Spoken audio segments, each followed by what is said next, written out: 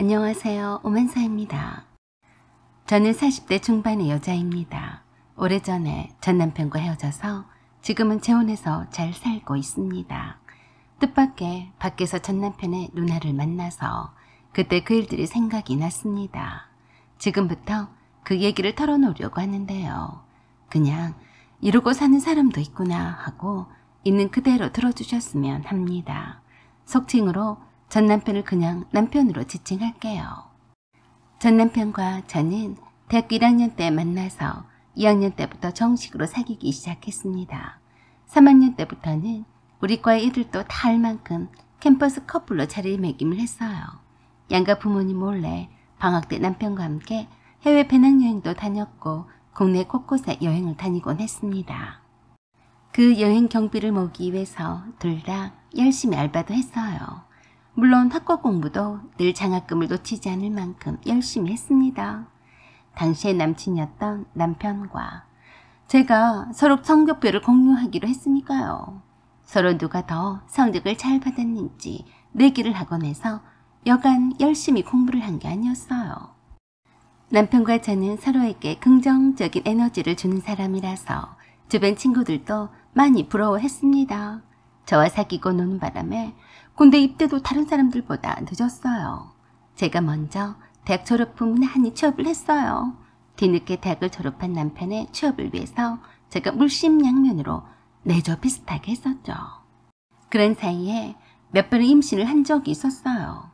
어차피 남편과는 의심할 여지도 없이 결혼할 사이라서 임신이 되어도 걱정은 하지 않았어요. 바로 결혼을 하면 되는 것이니까요. 그런데 처음 겪는 일이었고 제가 미숙했던 것인지는 몰라도 자꾸 유산을 했습니다. 그랬어도 크게 신경을 쓰지는 않았어요. 왜냐하면 의사도 몸조리만 잘하면 젊으니까 또 임신을 할 수 있다고 했었고 저도 나름 결혼 전 임신이라서 조심스러운 면도 없지 않아 있었으니까요. 그래서 그때 철없이 의사 말만 믿고 괜찮겠거니 생각하고 부지한 게 아닌가 하고 나중에 후회를 했습니다. 남편은 누나들이 3명이나 있었고 막내여서 온갖 귀여움을 다 받고 자랐다고 했습니다. 저와 연애를 할 때에도 늘 입고 왔던 새 옷들은 어김없이 누나들이 사준 옷들이었어요. 용돈이며 가방이며 신발이며 모두 다 누나들이 다 챙겨준 것들이었죠. 그래서 그런지 남편은 누나들에 대한 생각이 각별했어요. 생각하는 것이나 저를 배려하는 섬세함도 다 누나들에 둘러싸여 살아서 그 정서를 잘 이해를 했던 것 같았습니다. 저는 남편이 저와 대화가 잘 통하고 그런 세세한 따뜻함이 정말 좋았거든요. 위로 시누이가 셋이나 많았어도 별로 걱정 같은 거는 하지 않았습니다. 친정 부모님이 시누이들이 많으면 제가 피곤할지도 모른다고 걱정하셨는데 그럴 때마다 제가 그랬어요. 엄마, 종팔씨는 나밖에 모르는 사람이에요. 시누이들이 한 트럭 있다 해도 거뜬해요. 종팔씨 말이라면 다들 그 집 식구들이 꼼짝도 못한다니까요. 그리고 아버님이 참 개념이 있는 분이셨어요. 아예 상견례 때 저희 부모님께 그러셨습니다. 곱게 키우셔서 저의 집안으로 시집을 보내시는데 제가 죄송할 따름이지요. 그러니까 혼수 같은 거 일절 받지 않겠습니다. 저희가 오히려 감사하다고 선물을 드려야 할 판이지 않습니까? 그 말씀에 저희 친정 부모님이 감탄을 하셨습니다. 말이라도 얼마나 고맙던지요. 그래도 그런 거 아니라며 할 것은 다 해서 보내겠다고 하셨는데 그때 시어머니가 그러셨습니다. 물론 그래야죠. 저희도 딸들이 셋이나 있어서 다 시집을 보냈지만 할 것은 다 해서 보냈습니다. 저희 집 양반이 뭘 몰라서 그러신 거예요. 이게 다 결혼식의 과정인데 따라야지 어쩝니까? 시어머니 그 말에 아버님이 그 자리에서 시어머니께 화를 내셨어요. 어허, 그 참. 여기가 어떤 자리라고 감히 함부로 말을 해. 조용히 가만히 있어. 그러자 시어머니도 가만히 있지 않고 또 그러셨습니다. 당신이나 가만히 있어요. 뭘 알지도 못하면서 꼭 말도 안 되는 소리만 할 거예요. 내가 딸을 셋이나 시집을 보냈는데 내가 모르는 게 뭐가 있다고 그래요? 뜻밖의 상견례장에서 시부모님이 쌈박질하는 구경을 해버렸네요. 아버님은 혼수 같은 거 다 생략하자고 하셨고 시어머니는 택도 없는 소리라고 하셨습니다. 결론은 뻔했어요. 뒷딸이 없으려면 혼수는 기본적으로 구색을 맞출 건 맞춰야 했습니다. 시댁 식구들은 인사비는 다 현금으로 대처를 했어요. 그랬더니 별 말은 없더라고요. 그때 아무도 모르는 일이지만 아버님이 시댁 식구들도 아무도 모르게 저에게 저희 집에서 보냈던 인사돈을 제게 그만큼 주셨어요. 이거 사돈 어른한테 드려라. 나도 딸을 키워서 남의 집에 시집을 보내는 것도 서러운데 시집에 잘 보이려고 이고지고 가는 것이 참 거시기 하더라. 사돈 어른이 딸 주고 돈 쓰고 무슨 죄냐? 한 사건마다 했어도 어른이 주는 돈을 마다하면 못 쓴다며 저에게 주는 돈이 아니라 저희 부모님께 갖다 드리라고 했어요. 어쩔 수 없이 받아서 친정 부모님께 그대로 전해드렸는데 친정 부모님도 놀라셨습니다. 세상에 이런 사돈은 없을 거다. 내 딸의 시집은 찰관계야. 저희 친정 부모님은 저에게 시부모님께 항상 예의 바르게 잘 대하라고 늘 가르치셨어요. 네가 그래도 복둥이라서 그런 시부모를 만난 거다. 항상 감사하고 조금 힘들더라도 시부모님을 존경하고 배려를 하면서 살아라. 아버님이 아무도 몰래 제게 혼수금을 되돌려주신 사실을 모르고 있었어요. 잘못 알게 되면 폭파가 일어날 수도 있었으니 제가 남편에게도 함구했습니다. 친정 부모님이 신혼여행을 다녀오면서 시댁 식구들 선물을 넉넉히 사오라면서 신혼여행의 경비로 따로 주셨어요. 그렇게 시작한 저와 남편의 결혼 생활은 괜찮았습니다. 아버님은 제가 하나밖에 없는 며느리라며 딸들은 다 필요 없다고 하시면서 저를 귀하게 여기셨어요. 신우들도 제게 못하지는 않았습니다. 아버님이 눈 빨갛게 뜨고 제게 신우짓을 못하게 하셨으니까요. 그러다가 제가 결혼 후 4년째 되었을 즈음에 아버님이 갑자기 돌아가셨습니다. 그렇게 활동적이고 건강하셨던 분이셨는데 밤산령이란 말이 딱 맞았어요. 새벽에 심장마비가 와서 손도 제대로 못 써보고 돌아가셨어요. 그때 일로 시어머니께서 가장 큰 충격을 받으셨습니다. 평생을 무뚝뚝하신 편이었어도 집과 일밖에 모르셨던 아버님이 간단히 인사도 제대로 하지 않고 가셨으니 말입니다. 그때부터 시어머니가 갑자기 말수도 적어주시고 식사도 불규칙하게 하시면서 밖에 나가서 사람들과 어울리지도 않으셨어요. 저는 그냥 시어머니께서 아버님을 떠나 보낼 시간이 필요한 걸 거라고 생각만 했어요. 시어머니께는 딸이 셋이나 있었으니 금방 회복이 될 거라고 믿어 의심치 않았습니다. 하지만 시어머니는 뵐 때마다 더 늙으셨어요. 우울증 약도 드신다고 하셨는데도 차도가 없어 보였습니다. 제가 가끔씩 시어머니를 모시고 바람도 쐬드리곤 했어도 몇 번 가시더니 가기 싫다고 마다하셨어요. 별로 사는 게 재미가 없다고 하시더라고요. 그런 시어머니를 형님들과 남편이 엄청 걱정을 많이 했습니다. 그래도 저는 시어머니께서 잘 극복해내리라 생각을 했을 뿐 제 몸 하나 챙기기도 힘이 들었어요. 왜냐고요? 그때까지 한 번도 임신을 못했으니까요. 임신을 그저 대수롭지 않게 생각했었는데 한 해가 가고 또 가게 되자 은근히 걱정이 되어서 병원에 갔더니 불임 진단을 받았습니다. 그런 사실을 남편과 저 친정 부모님만 알고 있었어요. 그런 저에게 첫째 형님이 저에게 그랬습니다. 올케, 엄마가 저러실 때 올케가 이쁜 아기라도 낳아서 보여드리면 얼마나 좋아하시겠어. 우리 애들도 엄마가 얼마나 이뻐하셨는데 종팔 2세라고 하면 더 이뻐 죽고 못 사실걸? 힘 좀 써봐. 지금 결혼한 지 햇수로 8년이나 지났는데 왜 아직도 소식이 없어?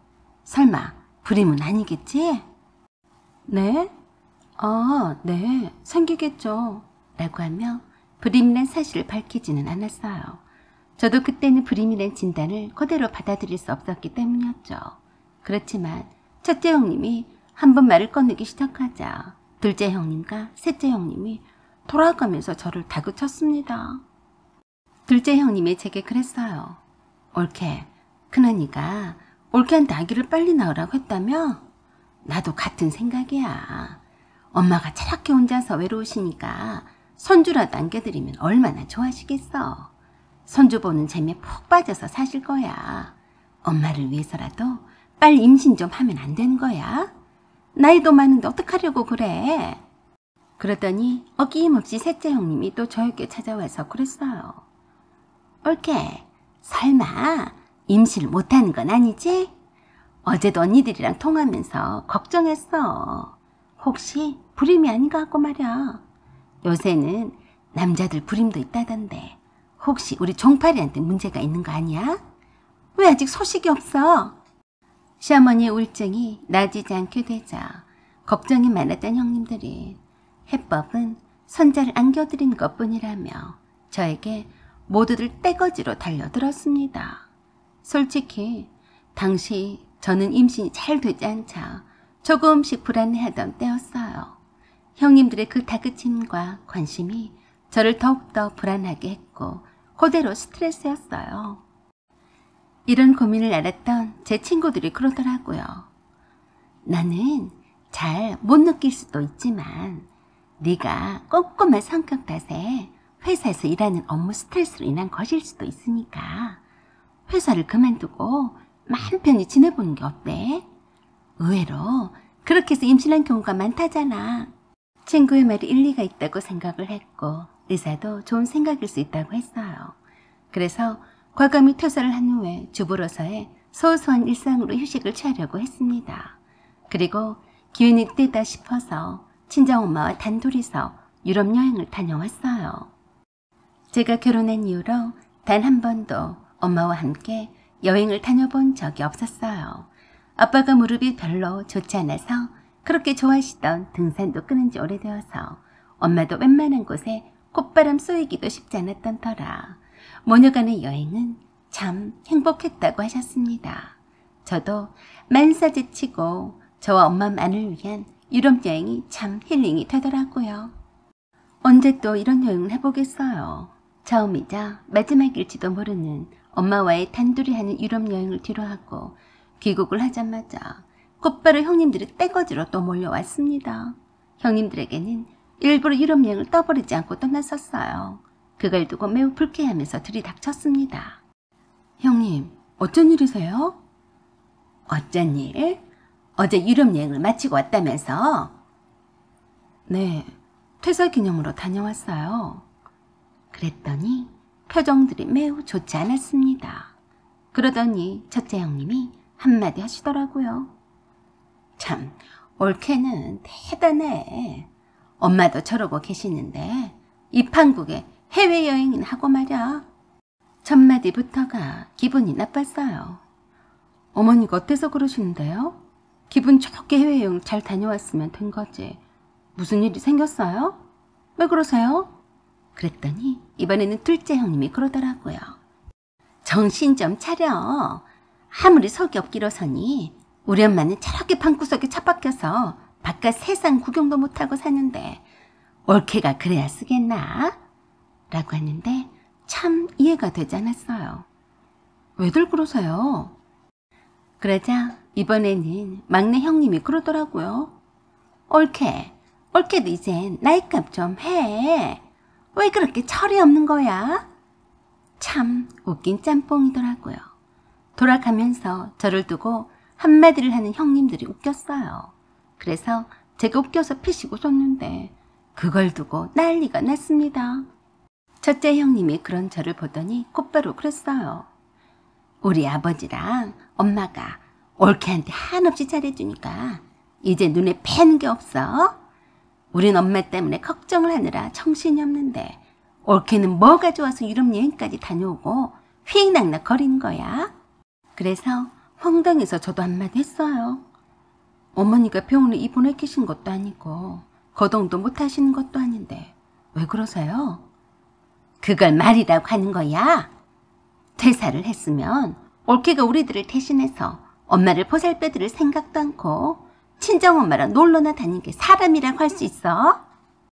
네? 제가 사람이 아니란 말이에요? 무슨 말을 그렇게 해요? 그랬더니 첫째 형님이 저를 나무랐어요. 어쩜 올케는 철이 그렇게 없어? 우리도 종파리한테 들어서 다 알고 있어. 그동안 올케가 임신을 못한 거라며? 감쪽같이 속였네. 그것도 모르고 엄마가 얼마나 올케가 애가 안 생긴다고 걱정한 줄 알아? 속 좀 차리게. 그러자 또 둘째 형님이 바통을 이어받아서 그랬어요. 우리 엄마만 불쌍하지. 며느리가 불임인지도 모르고 혹여 스트레스 받을까봐 말도 못 꺼내셨잖아. 그런데 아버지가 돌아가신 후에 우울증에 걸린 시어머니를 놔두고 친정엄마랑 유럽 여행을 다녀와? 내가 미치고 환장하겠네.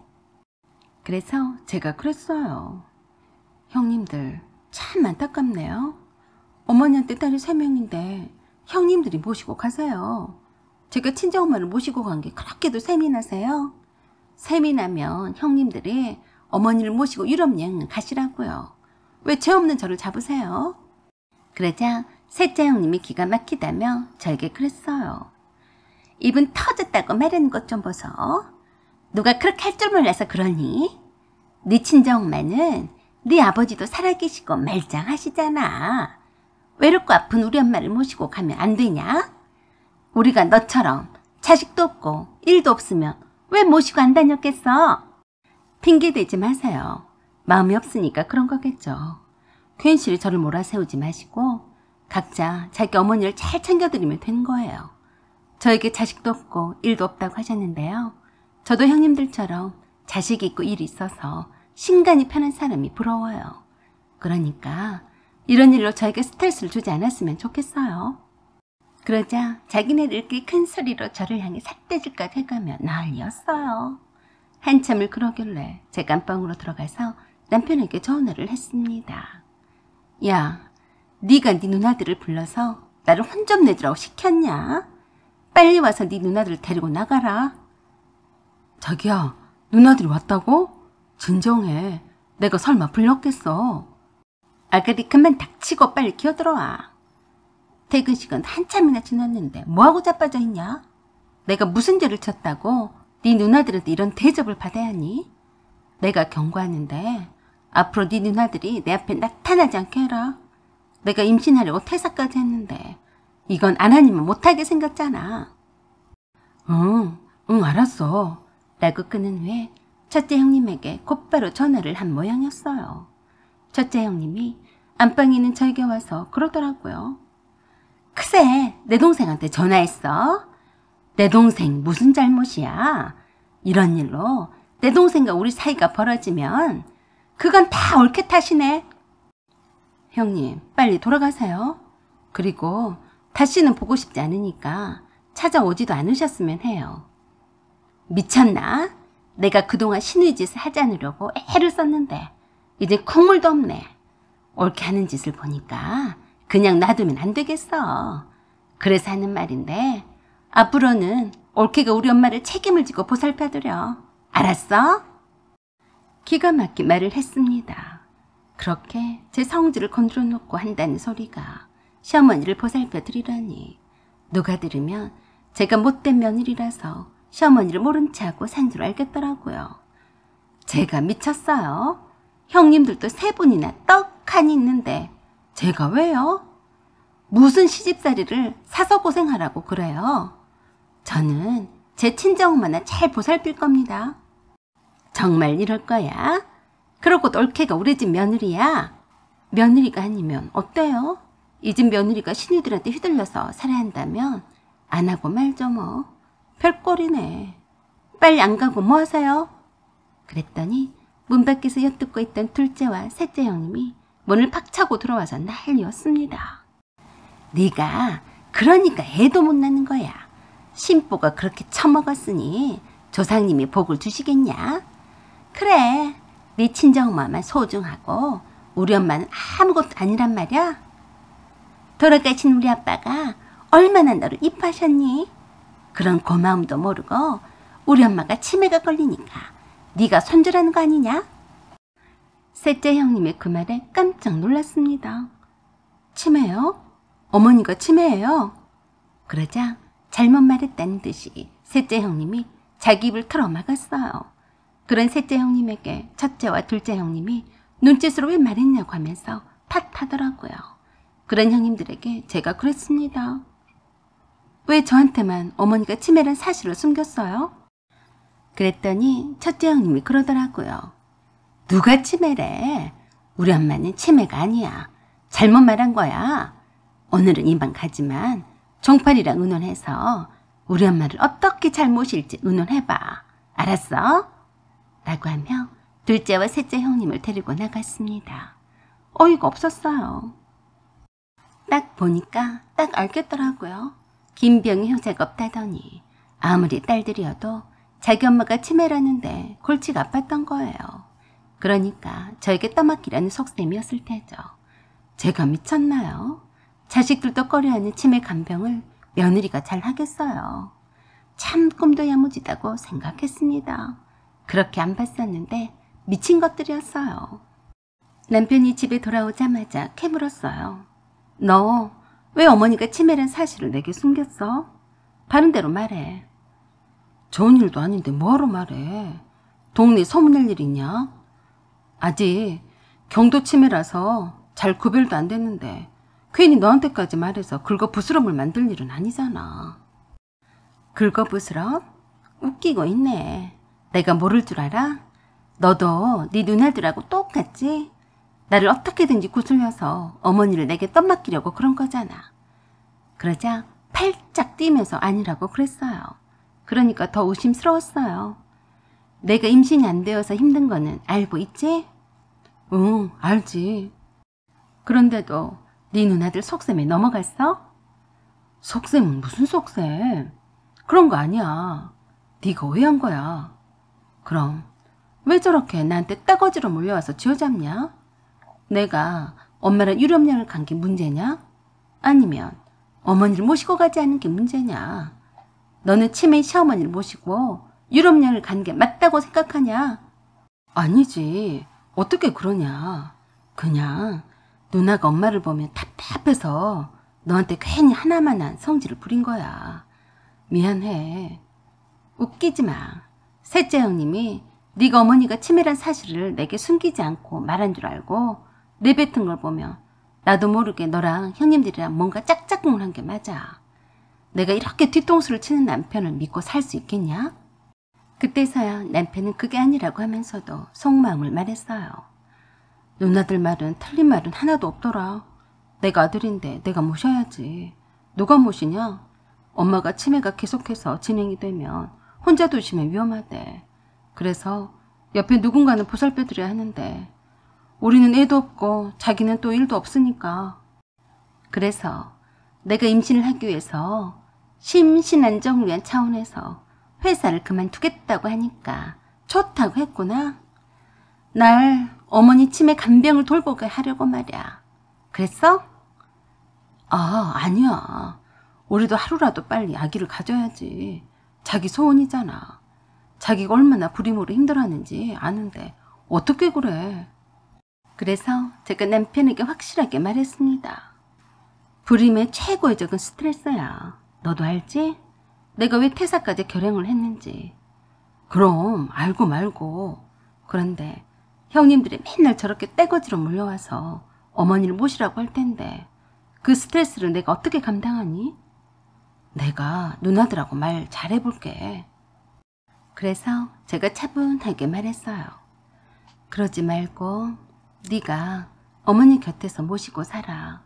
나는 여기서 그냥 살 테니까.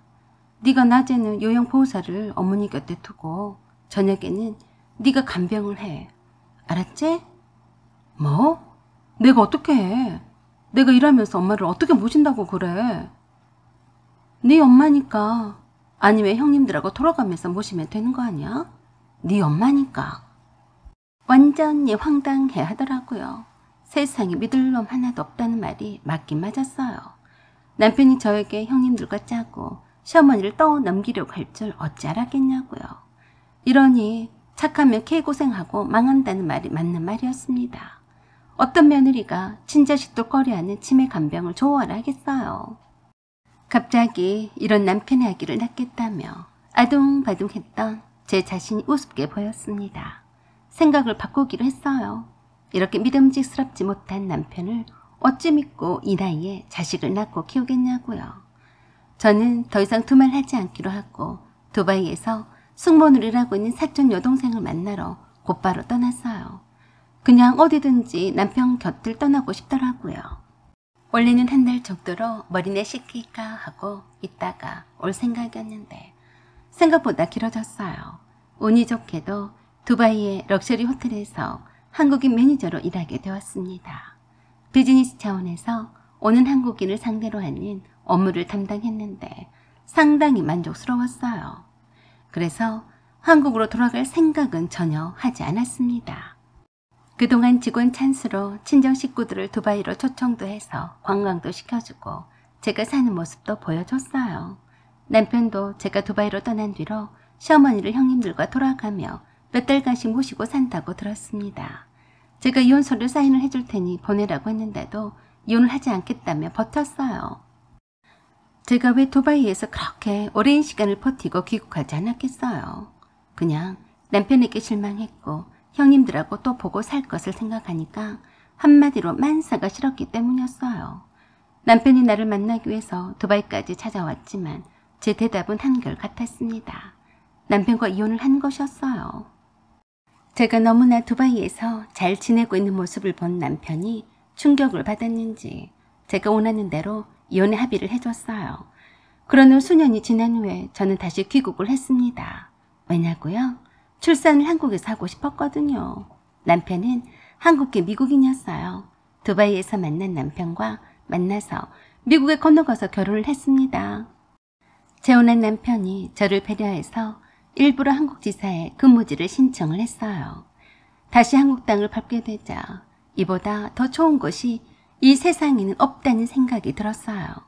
아들을 낳은 후에 유모차를 끌고 남편과 함께 공원 산책을 가는데 어떤 아줌마가 저를 쫄쫄 따라왔습니다. 남편이 이상해서 묻길래 제가 되돌아봤어요. 전 남편의 셋째 누나였어요. 저는 그저 아무렇지도 않게 인사했습니다. 오랜만이에요. 반갑네요. 그러자 남편과 저를 한 번씩 번갈아 보더니 머뭇거리며 다가왔습니다. 올케가 맞아? 언제 귀국했어? 네, 좀 되었어요. 그동안 잘 사셨어요?